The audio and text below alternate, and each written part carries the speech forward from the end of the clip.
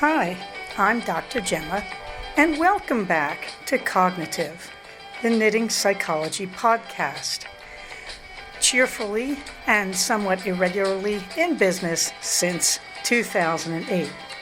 Segments today may include what's on my hooks, needles, and spindles, a strategy, something I really like, put a lid on it, oh shoot, and blather.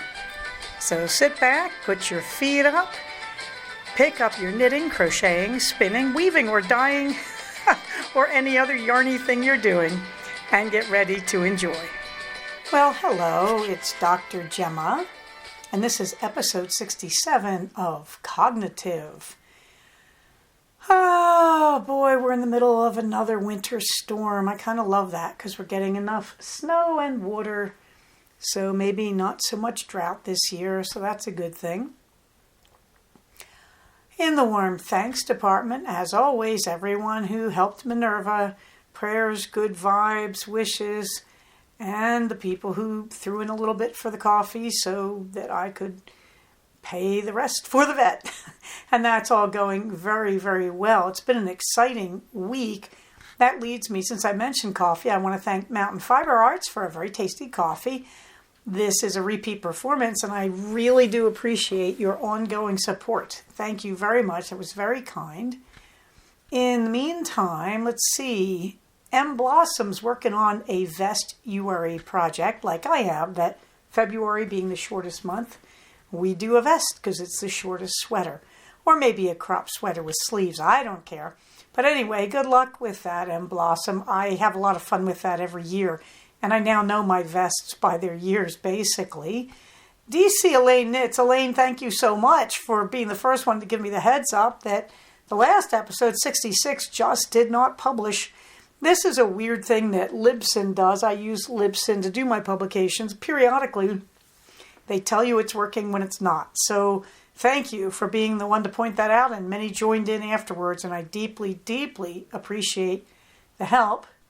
Meanwhile, Danny, yes, a tried and true good friend from the days of the Cognitive Fiber Retreat, Pirate Yarns, you may know her as. She used to have her own line of yarns.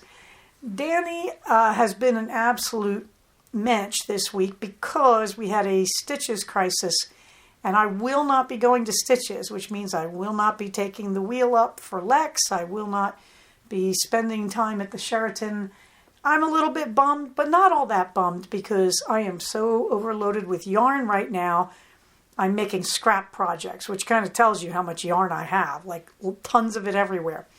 But anyway, I was supposed to stay with Danny, and she's been very gracious about the whole thing, and I really, really appreciate it. And yeah, I am really telling you all I won't be at Stitches West this year, which is a bit of a bummer. We'll get to that in the blather. Meanwhile, the usual COVID news, get all the kids their shots, get all the kids over 12 their booster shots, get your electronic COVID card. You can get the links in the show notes for everything I'm talking about. LA County has its own special card that was issued with LA County and a group called Health Fauna, and they will contact you.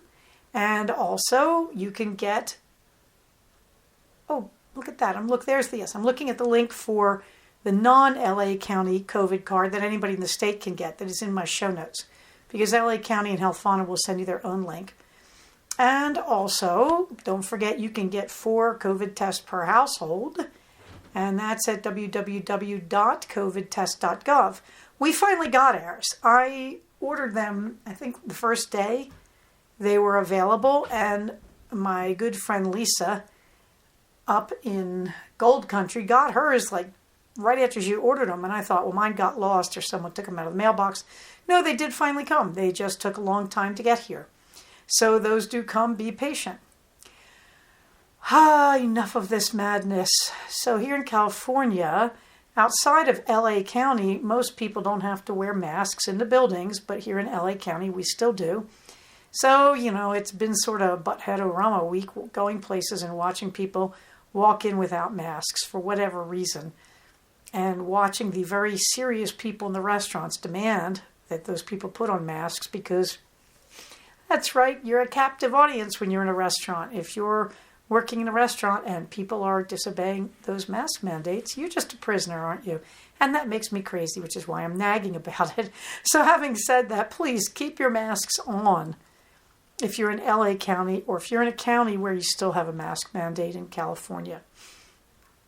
In the meantime, you're all saying, but Gemma, what's on your hooks and needles? Well, it's pretty exciting here around the farm because I don't have anything finished, but I am so close in so many places. So, starting with the most unfinished, there's the Don't Know Yet, which are the crocheted blocks I'm making from my leftover yarn from the temperature blanket. It's called this because I don't know yet what it's going to be. But I am celebrating block number 50. That was on the 19th. Today is Monday, February 21st. The nice thing about block number 50 was I did it on the 50th day of the year, which was nice. But it really was my 50th block because I started this project something like January 18th. And I got it in my head that it should be like the temperature blanket where I would have one block per day of the year for 2022. I did not use any special color sequence. I just grab any color I feel like using. The interesting thing was I had wound all this yarn. It's Brava Sport from Knit Picks. It's just an acrylic.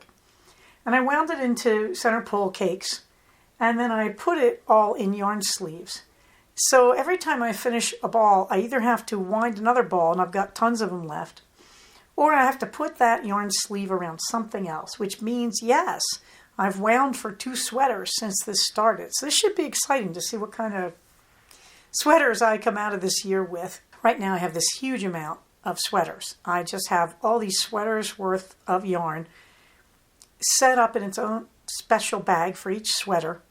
And I just have a pile of these guys all over my place. So I have no excuse not to sweater. That's all I can say. But you can see me sitting there proudly holding up yarn block number 50 from the Brava, and in my lap, of course, Minerva, who is doing very, very well since you asked. Next up, years ago, and I do mean years ago, I made a lot of baby blankets because I worked with a lot of younger women who were making babies. And so I had all these yarn scraps in acrylic softened DK yarns from, I think, Bernat and Lion. Anyway, so I just finally took all the leftovers and I made them into crocheted blocks. I believe they're around here somewhere. I want to say they're mostly what in America we would call a double crochet. In Western Europe and the UK, you'd call it a triple crochet stitch. Anyway, so I used all that up. And I think I made 27 because that's what my notes say. But I've only got 25 left, which means who knows what happened to those other 2, but they probably were not a good size or some such thing. So there's a picture, and it was in episode 66 as well, of the 25 blocks laid out. And they're quite large, as you can see if you look at the picture. And I finally realized I'm not hanging around people making babies anymore in my current job. So I thought, what am I going to do with these leftover blocks? And I used up all that yarn making these blocks, which I think was a great idea, as you can tell from what I'm doing with the leftovers from the temperature blanket for the Don't Know Yet squares. So there they all are. And so I went out yesterday and I went over to Joann Fabrics and I took a few of the blocks with me for color. And I just picked out baby DKs in acrylic, a sort of mottled pink, and then a multicolor. And just decided that one of these days I will sit down with that blanket and crochet everything together and then frame it. And I realize at this point it's probably going to be quite a large blanket that I'm not making into a baby blanket, but I'll probably make it into just an acrylic throw to have around the house or to donate. But I feel good because I am working my way through all my stuff, my yarn, my leftover bits and pieces, and trying to use it up and trying not to go into buying new yarns. But I will buy yarns, as you can tell, to finish a project. So it will be nice to get those guys finished and kind of on their way to a new life as a blanket. So that's probably further from finished than I like to admit, because it's a pretty good size now, and those guys have to be crocheted together in some form, and then I have to use the rest of the yarn for a frame. And the goal is just use up all this yarn. And of course, they had a sale on Lion Yarn. So the 2 skeins I got are each just under 500 yards. I mean, I'm talking about 1,000 yards here to finish this blanket. So it should be a pretty good size. Meanwhile, I haven't touched the Noro Heart Scarf, which is killing me because I really would like to get back to it while I'm in February because, kind of a heart sort of month. However, the Yule socks finally got some love, and now we are on the heel. As I wrote the notes, I was on the foot, and last night I finished the foot, and today I threaded the needles in for the heel, for the afterthought heel, and pulled the waist yarn. So really, the last Yule sock is on its heel, which means an evening's worth of work, and I will have them finished and off the needles, and I'm really happy about that. And Vestuary 2022, my beautiful vest in Malabrigo Rios, and it is Cielo y Tierra, heaven and earth, quite literally. I'm so close to finished. I have the whole back done, and the front I've got it's a V-neck, so I've got one side of the V done. So it's a real quick trip up the other side of the V. And then I join the shoulders, and then I put in the ribbing for the arms on slightly smaller needles, and then for the neck on a full-size needle, which in my case is a size 7. So that's probably like 4 nights work at most. So that is winding down too. So right now I've got the random crocheted baby blocks, the Yule sock, and Vestuary 2022 all looking good and in their later stages. It is unusual for me to have this many projects, let alone this many this close to finishing. That's not my gig, and I know there's been discussion about how many projects should you have on the needles and hooks. As I get older, I just think that's a dumber and dumber discussion. I think the answer is whatever you're comfortable with. I don't like having a lot. I usually limit myself to 4 because I know who I am. I know if I have more than that, I'm going to let some projects go for years, like these baby blocks. So I try to keep my projects within bounds so I remember that I have them and I remember to finish them. I do know people who like to have 30 or 40. I could not stand that. That just makes me nuts. And the logic, well, when you have that many, you'll be able to finish more projects. No, that's not really valid. Look, if a project takes 20 hours, it takes 20 hours, whether you have 40 projects or you have 2. But, the point that I think is being made is when you have more than one project, you can shoot to always have one project close to finishing so that when you need a finished object, you go to that project. I do think that's a valid logic, but I can achieve that with 4 or 5 projects. Right now, I don't know what my count is because I went through and found projects I was going to dispose of, and like these blocks, and said, why am I disposing of these? Why don't I just finish them and donate them? And also projects that were kind of painful, like this scarf I finished last year, the Om shawl, and that one had gotten painful because it kept breaking, out all sorts of problems with mothing and everything else. And I just decided I really don't like old projects and I don't like throwing them away. So again, you have to sort of pay your money and take your choice here how you do this. But I'm happy because I've revived a whole bunch of those projects that I thought I'd given up on. So you say, but Gemma, doesn't that mean you have a whole lot of whips now? When I give up on a project, it's going in the trash. I have to remember to get the needles out of it. I have done that very rarely, though. In the long run, I hate waste. It's my Amish blood. But anyway, no, I'm happiest when I have 4 main projects, and I may have the occasional stray wandering around in the background. But what I would tell you is if you're asking yourself that question, as a newer knitter, how many projects should I have? The answer is however many make you feel good. If you're somebody who gets wild startitis, okay, live with it. Start 200 projects if that makes you happy. I can't remember who it was back when we all first started doing audio podcasts before the video ones showed up. There was a knitter and she used to say, knit what you love. If you're not enjoying it, just rip it out. Just stop. And I think she had it right, and I wish I could remember her name. I think she really had it right, that you just have to like what you're doing. And that may take you only 4 projects, or that may take you 40. There may be a day where you say, I need hot colors, and you have no hot color projects, and so you start one. or I need a sweater and you have no sweaters, and so you start one. I think my philosophy is more, I like a mix of colors. So yeah, I've got a hot colors project, the squares that I'm crocheting, and I've got a pastels, which is the other baby blanket I'm working on, and I've got bluish brown for the vest. You know, I think you have to enjoy your colors, and for me, I can do all of this. I can get the patterns and the colors I like in only 4 or 5 projects. So for me, I like to have one pair of socks on the needles. I like to have one sweater going. And then I just like to have odds and ends, hats or scarves or baby blankets or whatever. So enough of this madness. What am I currently wearing? Well, it's a winter storm watch day. So as I did the notes, I was only doing knitted socks, but now it's in the 40s today. And I'm just really happy. I'm wearing hand knitted socks in a pink so old. I suspect this is a Cascade Heritage Paint sock yarn from about 2009. I believe my son gave me this for his birthday. I think that's the pink I'm looking at. I am not the biggest fan. Oh, actually have to correct that. I was going to say I don't like Heritage paints, but actually I'm not the biggest Cascade fan at all. I just think their quality has gone so downhill. This was his 3rd birthday. He's going on 16, so that kind of dates the socks. And I love these socks, but I did have a bad experience with Heritage paints. They said they were a superwash and they shrank.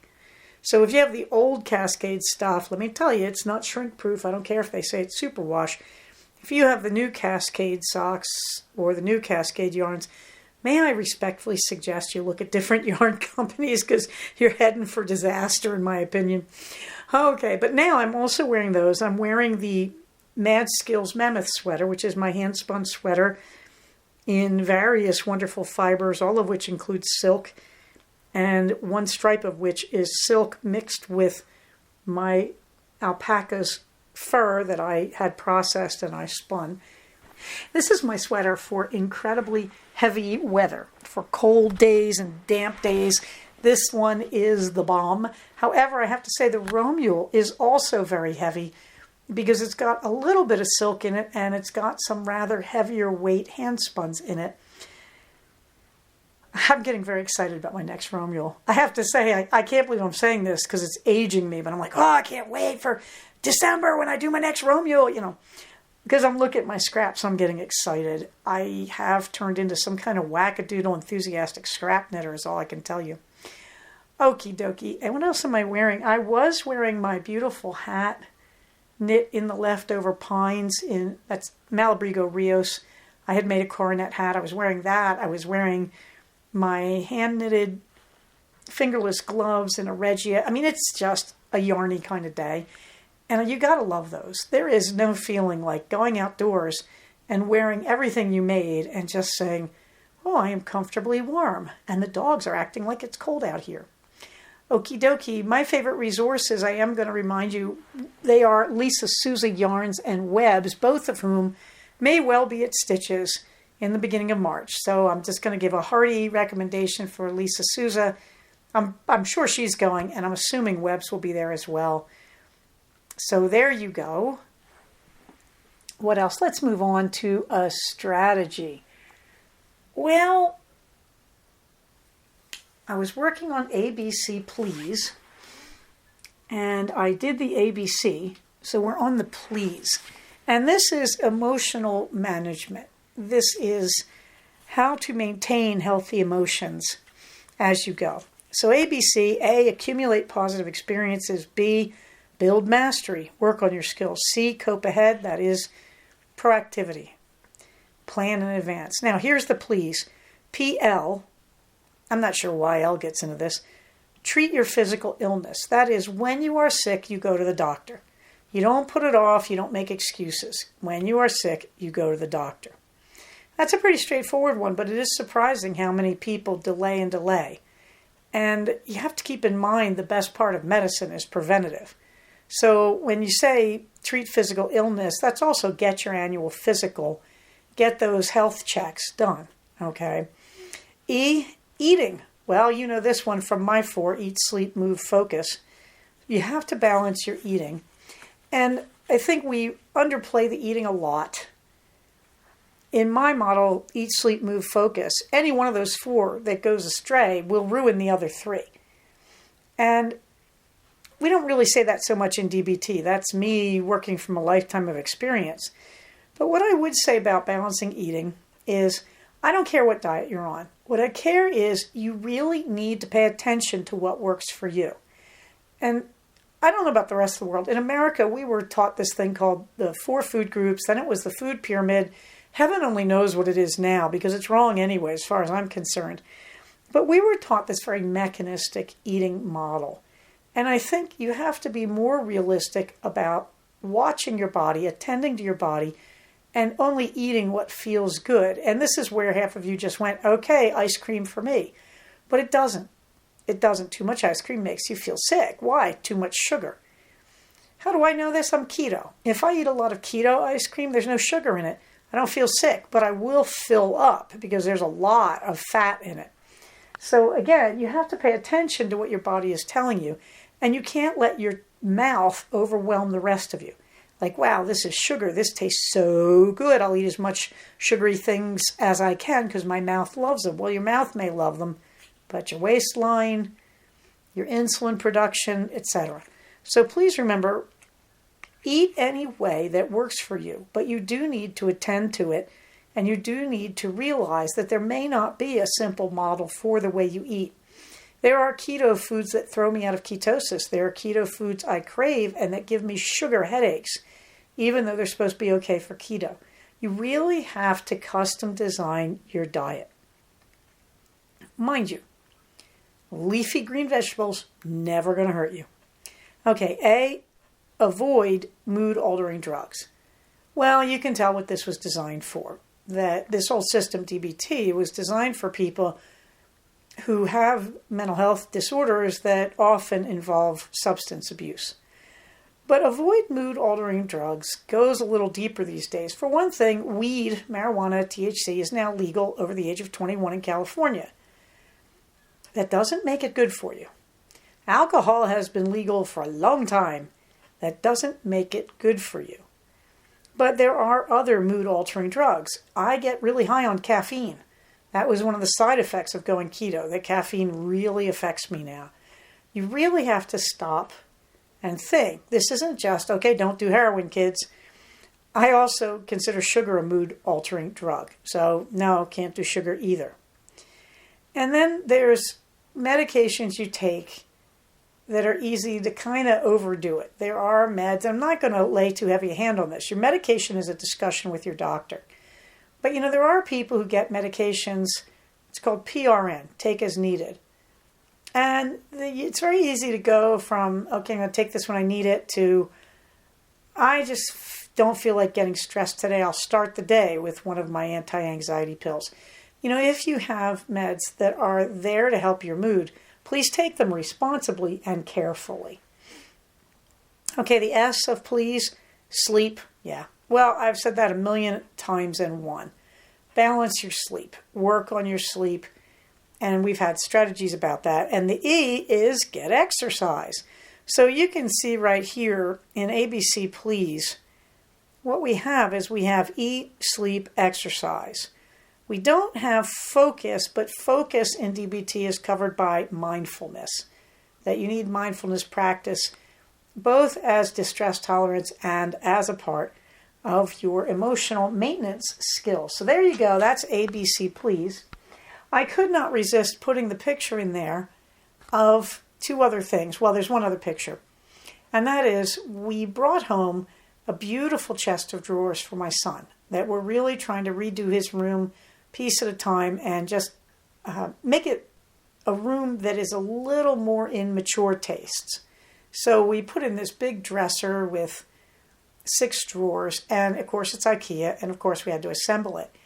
And I was thinking about my emotional management strategies, and I realized we get these 2 giant slabs of boxes, and we all got instantly overwhelmed here in Rancho Cognitive. And I was thinking of this, and so I finally just unpacked both boxes on the floor of his bedroom. That now meant he would agitate to get this assembled because it was harder to get around in his room. And then I looked at the boxes and realized box number 2 was all the drawers. So I pulled out the big instruction book from box number 1. It was very intimidating, all 32 pages of it. And so I stopped and said, the drawers can't be that hard. And lo and behold, they weren't. So what I did was 1 drawer per day, starting with the biggest bottom drawer, figuring if I did any damage, it would be easier to hide that on the bottom. Fortunately, I didn't. But anyway, I did 1 drawer a day. And the remarkable thing was, when you're overwhelmed by a project, particularly when you're a team and you're overwhelmed, one of the ways you manage that is, as Ben Franklin would say, little strokes fell great oaks. That is, a little step at a time. Just chip away at it.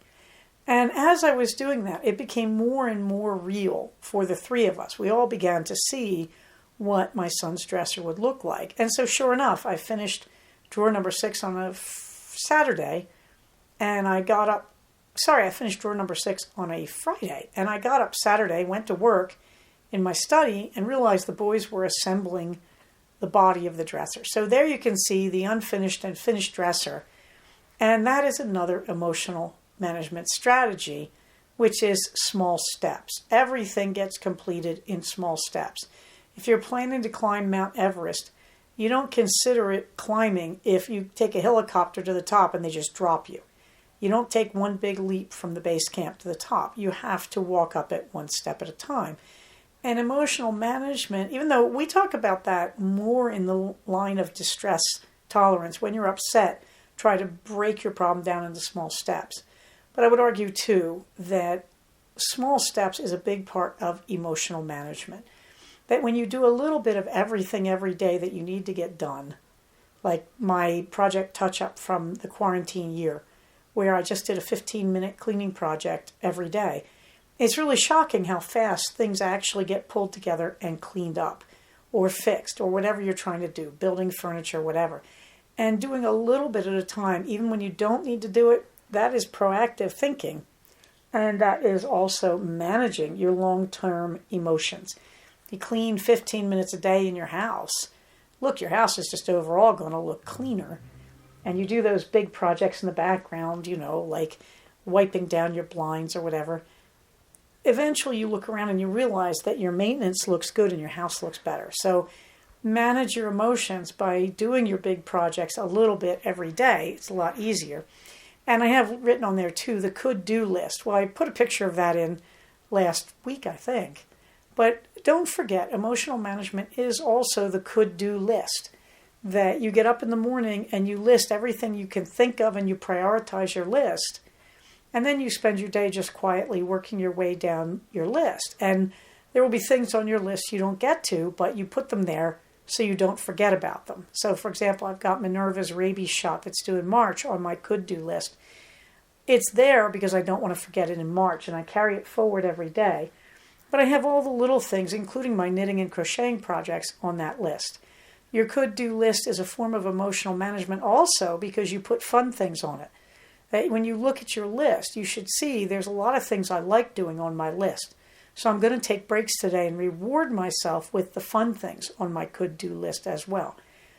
So keeping your tasks under control, keeping a list, and in my case, I like to actually physically check things off it.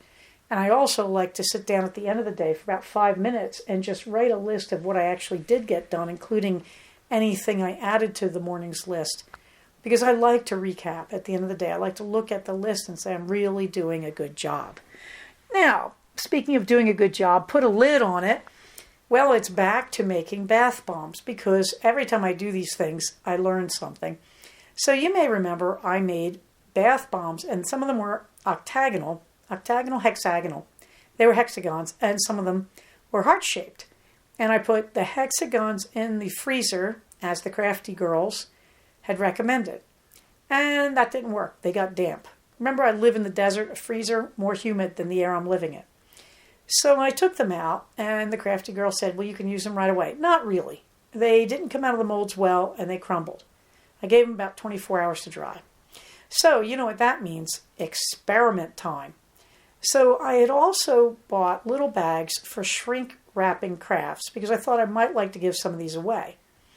So since I had these wackadoodle looking, most of them looked sort of circular instead of hexagonal, bumps of bath salt, really, bath bomb, bath fizzy. I got these little bags. They are, I think, 2 by 6 inches, 2 by 4 inches, something like that. You can get 200 of these on Amazon for like $20, and they come with a little heat sealer gun, which is kind of a waste of your time. But anyway, I got these little bags, and I started learning to heat seal. So they tell you can do it with a blow dryer. Not any blow dryer I've met. So that led to the $20 Seek One heat gun, which is very intimidating. I mean, the thing looks like it's meant to be some kind of weird weapon in a James Bond flick, but actually it's just a blow dryer. It's just a really hot blow dryer. So I got myself a heat gun, and I experimented, and I used the mini sealer that came with the bags to seal the ends of the bags. And I did learn right away, if you're going to heat seal, you must seal the end of the bag. You must have limited air in the bag. Okay? But the mini sealer is a waste of your time. So what you really do, you take your little whatever and you put it at the far end of the bag from the opening, as far in the bag as you can get it. Then you point your heat gun away from the end where your bath fizzy is and towards the open end. And you let that seal the open end. Then when that's sealed, you take your heat gun and whoosh it all over your bath fizzy.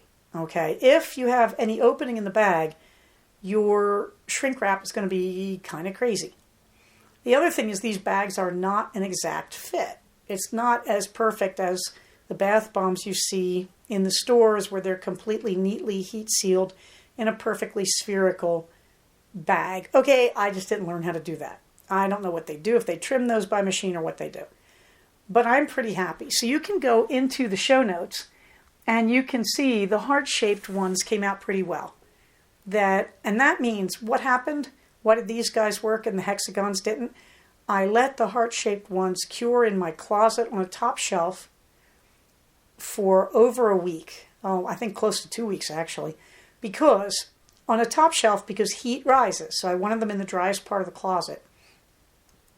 And I just left them there, frankly, till I got all my equipment together, my heat gun and my baggies.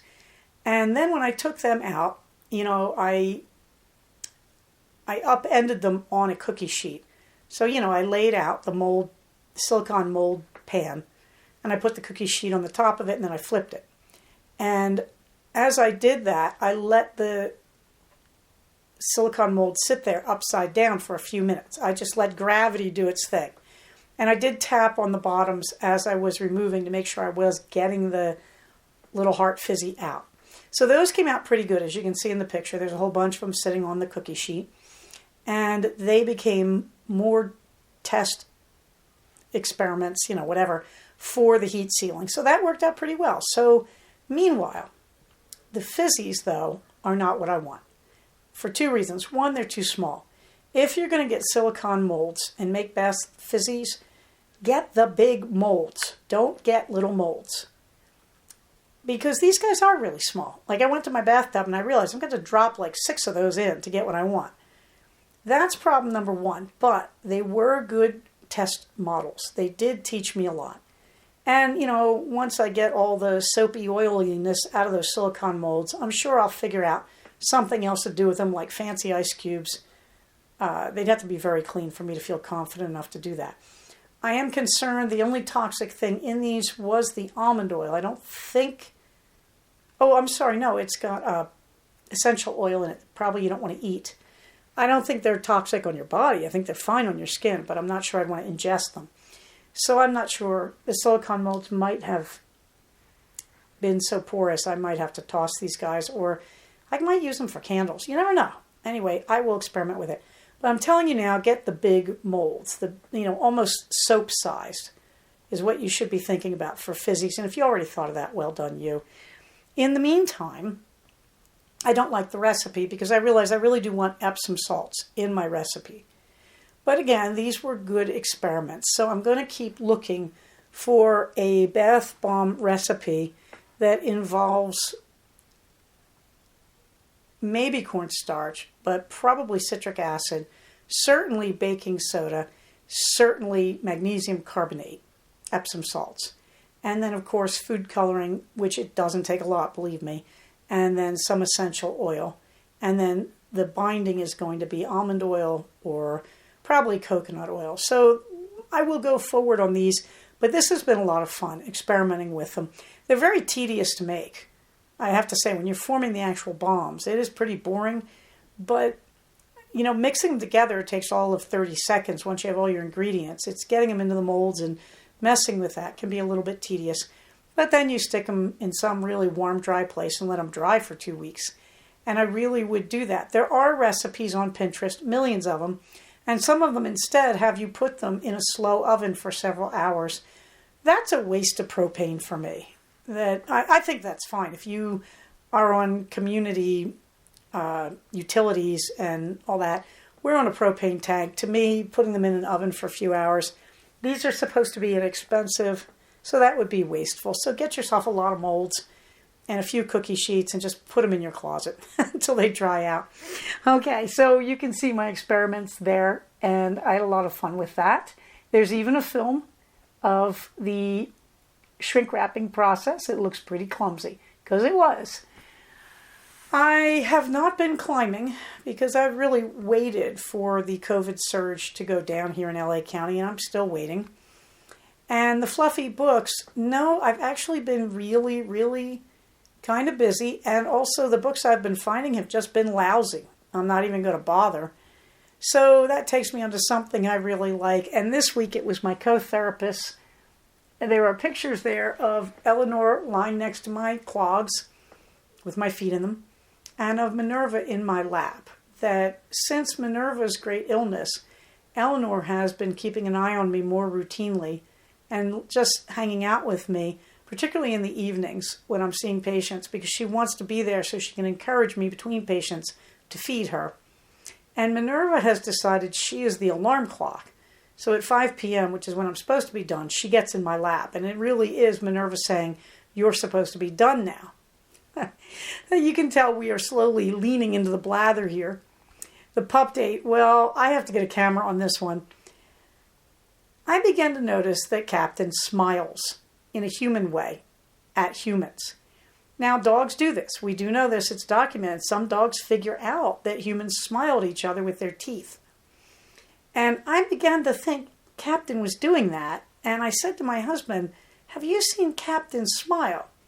Now, this would not be a first from us. We had a Shetland sheepdog years ago, Devon, and Devon smiled. Devon would bare her teeth when she saw you. She'd just bare her teeth at you, her little front teeth between her fangs. And we were sure she was smiling. So my husband said, "Yeah, I remember Devon, and yeah, I think Captain may be smiling." So yesterday morning I wake up, Sunday morning, which is the first day of my weekend, and I'm lying in bed. My husband lets Captain in, and Captain runs up to the side of the bed, climbs the steps at the side of the bed, poses on the top step, looks at me, and smiles at me, and then runs away. And it was an obvious smile. It was an obvious, "I'm greeting you the way you people greet each other" smile. Since my miniature collie, Devon, my Shetland sheepdog, did that, and Captain is 1/4 border collie, I think this is something about collies. All those dogs bred in Scotland have worked this one out. I think there may be something genetic there that they're smart. They're good problem solvers, and they have figured this out. So yes, Captain is a smiling dog, which is hilarious when you see it, because you cannot mistake what she's doing. She looks at you, she points her nose up, and she consciously bares the very front of her mouth, and then she wags all over herself and runs away. Minerva has come back to normal, and I am working on improving Minerva's quality of life. I'm not sure why she ate dental floss, and she may never stop. But I was able to draw some conclusions, and like a good cognitive behavioral person, I started researching. And one of the things I found was that really, since cats cannot go outdoors here, because hawks get them, coyotes get them, it's just dangerous out there for them. Owls get them. There are snakes, so if they go into a burrow, it could be a gopher, but it could also be a rattlesnake. So you can't have cats outdoors here. They die really quickly. Nobody has farm cats here, which I find weird, because I've always been around farm cats my whole life. At any rate, so Minerva has to live indoors. So I said, well, why eat dental floss? And realized she is chasing things, and she's eating her kill. So I've started getting her cat toys, and I think next week there will be more about the cat toys and pictures and films, because it's been very funny because she really is not used to the concept of cat toys. So I've been teaching her that. But she's feeling pretty good. Only once I put my hand under her tummy gently and she flinched. And I don't think she's in pain, but I do think she is sensitive to the fact her tummy is shaved still. It's just starting to grow hair back. And she does associate it with pain now. So we're not touching the tummy. But she's pretty normal. She's racing around being herself. I am still taking classes. That goes on until March 11th. And it's been incredibly fruitful. It has led me to positive psychology as taught at the University of Pennsylvania by one of the guys I've trained with a few times, Martin Seligman. So I'm very excited about that. You'll probably hear about positive psych as we go on. I think I'm up to, let me think, what is that number? That's 90 hours. Whoa, is that really? I'm up to 102 hours of training. Good thing I only needed 36, huh? Now, you say, but what about stitches? Yes, well, I wanted to get the little stuff out of the way. So my husband, you may remember, is getting cataract surgery, and he got the first eye done, and they treated it like a LASIK surgery, where they literally replaced his lens and got the cataract out with a new lens that is custom built for him. So suddenly he looks like Popeye. He can see perfectly out of one eye, and the other eye is still behind a glass lens in his glasses. So they scheduled his other surgery for March 4th. And it really can't just say take an Uber. We're too far away from the surgery center. It would be an incredibly hard day for him. And it's hard enough as it is, going in and getting surgery and then sitting in recovery and then having to go back for pre-op and doing without food for most of the day and all that. So it's just too much to ask. I just felt like it would be too cold. And he offered. He said, I'll just get an Uber. And I said, no, that's just too cold. And the other thing is my son would need to go to school that day or go to the surgery and sit in a waiting room. And this is just all bad.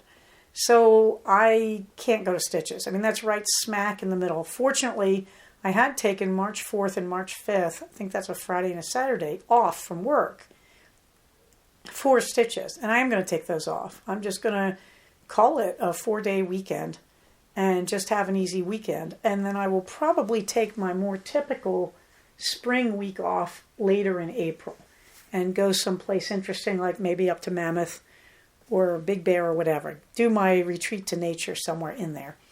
So yeah, there's that. So we're waiting for the surgery, and so I won't be at stitches, which means no, Lex, I won't be bringing your wheel. I will not be staying with Danny at the Sheraton. I'm trying not to wail, except I had this beautiful outing planned where I was going to go by Yosemite by the eastern entrance and maybe go in and all that. And I just realized I can do that later when there's less chance of snow. So I will be okay. But I am so sorry I'm not going to make stitches. And I look forward to all the stories. I'll have to listen to a few podcasts. In the meantime, Minerva gets the last word. And the last word is overstimulation. That I did a lot of research and I've really been working on why is Minerva a bitey cat. And what I found is the most likely reason is some cats, when you pet them too much, it actually hurts them. That they actually get like a twingy feeling in the base of their hairs, in their hair follicles. And the research suggests when you have a cat who's being completely nice and then suddenly turns around and lunges at you, that's what you're looking at. That it's a pain reaction. So that's why there's no warning, because they don't expect it either. They think they're having a good time and then suddenly, ouch, and they immediately turn on the source of the pain. So Minerva is not a bitey cat. The big problem is getting her, when she is surprised by that kind of pain, getting her not to bite hard. And she seems to have figured that out. I've been bitten twice since she came home from the hospital, and much, much lighter, just more of a, oh no, what am I doing kind of bite, where she suddenly has her teeth in you and she's rolling her eyes up at you like, I'm not sure why I'm doing this. And so she's overstimulated, she's reacting to a pain, she's figuring out she doesn't want to punish me, that I may not want to hurt her. She's starting to work that out. At the same time, the best guy I found was Jackson Galaxy, who calls himself the Cat Daddy and has a YouTube channel, but he goes by Jackson Galaxy. And he basically said, you need them to leave the table hungry. That when you pet a cat who you know overstimulates, don't keep petting them just because they're purring. Pet them a few times to show them you love them, and then take your hand away and let them come after you for love and attention. Don't keep petting them till they overstimulate. So there is a picture of overstimulated Minerva. She's lying on her second favorite bed, which happens to be my office chair, and she's got my iPad mini she's sort of wrapped around it, and you can see a clapetee hanging over the chair along with my very first baby blanket for my son. And she's lying there just relaxing, and she's kind of limp. But you can see that she's had a long day and a lot of overstimulation. So we have had a lot less biting since I started respecting this. What else has happened? Much more physical affection. She follows me and she demands attention. And she wakes me up 2 or 3 times in the night if I'm not careful. Because, again, she's not getting overstimulated, that she's having a good experience being petted, so she wants a lot more of it. Okay, folks, so on that happy note, if you can take your masks off, hooray for you. Those of us who can't, remember to wear your mask, indoors, outdoors, wherever. We're going to get through this. The surge does seem to be declining in a lot of places. Yay! But, the really important thing here, physically distance, socially gather online, wear your mask, wash your hands, get your shots, including your booster, and most of all, stay safe, take care of each other, and I'll talk to you soon. Bye-bye. So we have come to the end of another episode of Cognitive. Please do not use this podcast to diagnose yourself. If you think you are having a mental health problem, please contact a licensed mental health professional. Show notes for these episodes can be found at cognitivepodcast, all one word, .blogspot.com. Episodes can be found at iTunes under the name Cognitive Podcast, but also can be found posted next to the show notes on the Blogspot page. Thank you so much for listening. Everybody, stay safe, take care of each other, and I'll talk to you soon. Bye-bye.